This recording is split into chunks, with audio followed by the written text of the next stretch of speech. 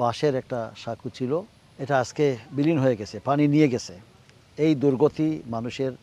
আমার মনে হয় যে সিলেট ডিস্ট্রিক্টের মাঝে এইলা কোনো জায়গা রয়েছে না, আমরা যেভাবে আছি।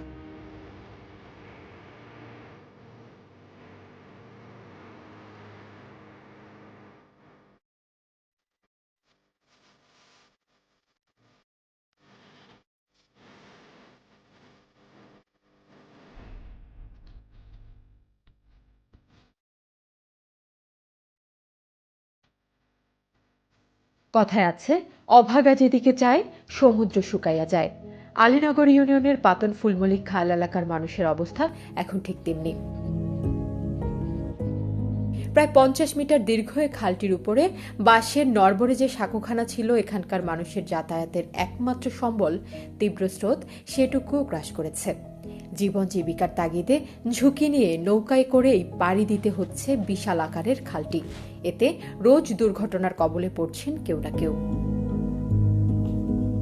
আর এই মানুষগুলোর অধিকার আদায়ের লক্ষ্যে সার্বক্ষণিকভাবে পাশে দাঁড়িয়েছেন বিয়ানীবাজার উপজেলা ক্যান্সার অ্যান্ড জেনারেল হাসপাতালের সিইও শাহাবুদ্দিন। অত্যন্ত দুঃখজনক ব্যাপার হচ্ছে, এখানে বাঁশের একটা সাঁকো ছিল, এটা আজকে বিলীন হয়ে গেছে, পানি নিয়ে গেছে। এই দুর্গতি মানুষের। ছোটো একটা নৌকা দিয়ে ঝুঁকিপূর্ণ যে ব্যাপারটা, মানে অসুস্থ মানুষদেরকে নিয়ে যেতে হয়, তারপরে ভালো মানুষ যারা তারা যাতায়াত করতে হচ্ছে, মা বোনরা যাতায়াত করতেছে, বাচ্চা ছেলে মেয়ে তারা স্কুলে যাচ্ছে। অত্যন্ত ঝুঁকিপূর্ণ একটা ব্যাপার। এখানে একটা বাঁশের সেতু যেটা ছিল সেটা শেষ, আপনারা দেখতে পাচ্ছেন এটা বিলীন হয়ে গেছে। তো আমরা অনুরোধ করতেছি, দেখতেছি যে মানে এখানে খুবই প্রয়োজন। আর স্রোত দেখতেছেন, এমন একটা স্রোত যাতে করে মানে অনেক অ্যাক্সিডেন্ট করতেছে, মানুষ মারা যাচ্ছে। কদিন আগে শুনলাম একজন মারা গেছেন। আরেকজন বাঁশের সেতু দিয়ে যাচ্ছিলেন, তার বাঁশ দিয়ে তার পায়ে ব্যথা পাইছে, তারপরে হসপিটালাইজ হয়ে গেছে। এখানে আসলাম, রাস্তা বড় রাস্তা থেকে এখানে আসতে হলে যে রাস্তা অনেক জায়গায় ভাঙন হয়ে গেছে, গাড়ি আসতেছে না, আমরা অনেক দূরে গাড়ি রাখি তারপরে এখানে আসতে হচ্ছে।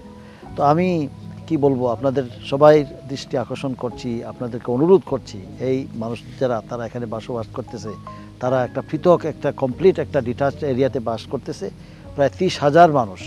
এই মানুষদের জন্য আমরা সবাই মিলে চলেন একটা কাজ করে দেই, এই ব্রিজটা আমরা করে দেই। এরই মধ্যে সিলেট 6 আসনের এমপি ইমরান আহমেদ চৌধুরী সহ বিভিন্ন দপ্তরে কর্মরত প্রকৌশলীগণ জায়গাটি পরিদর্শনে এসেছেন এবং দ্রুত গতিতে এখানে ব্রিজ নির্মাণ পরিকল্পনার কথা জানিয়েছেন। তবে এমন দুরবস্থায় মনোবল হারিয়েছেন এলাকার মানুষ। তাদের দাবি, অতি সত্বর এই ব্রিজটি নির্মাণের কাজ শুরু করা হোক। চন্দ্রগ্রাম টু ফুলমল্লিক আমরা এই রাস্তার যোগাযোগ নিয়ে অনেক দিন থাকি, সংগ্রামের পর থাকি নিয়ে আগ থাকি নিয়ে আমরাও ওই রকম আছি, কিন্তু আমরা এই রাস্তাটা হয় না। আগেও আমরা হয়েছি আর এখনও হই। আর ও দেহ কাকত মানুষ আইরা প্রত্যেক বছরও আপনার বন্যার সময় 2-1টা দুর্ঘটনা ঘটে, মানুষ মারা যায়, কষ্ট শেষ সীমা।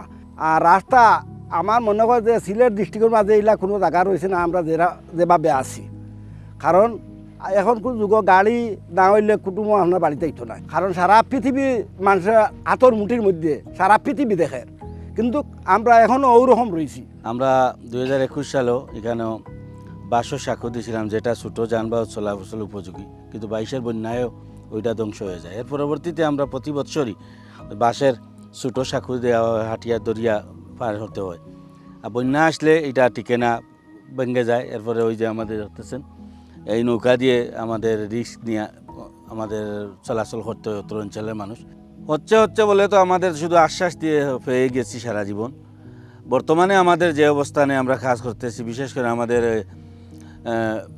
ক্যান্সার হসপিটালের সিও জনাব শাহাবুদ্দিন ভাই বিষয়টা গুরুত্ব দিয়ে ওটা নিয়ে একেবারে মন্ত্রণালয় পর্যন্ত সব দিক দিয়ে উনি মুভ করতেছে। আমরা ওনার সাথে আছি এবং ওনার সাথে প্রবাসীরা আছে এবং আমার এমপি সাহেবও এখানে আসছে, ঊর্ধ্বতন কর্তৃপক্ষরাও আসছে, বিভিন্ন প্রজেক্টে ওইটা ঢুকানো হয়েছে। দূর জানি আশা করি মানে কাজটা হচ্ছে, এবার হয়তো ইনশাল্লাহ হওয়ার আশাবাদী।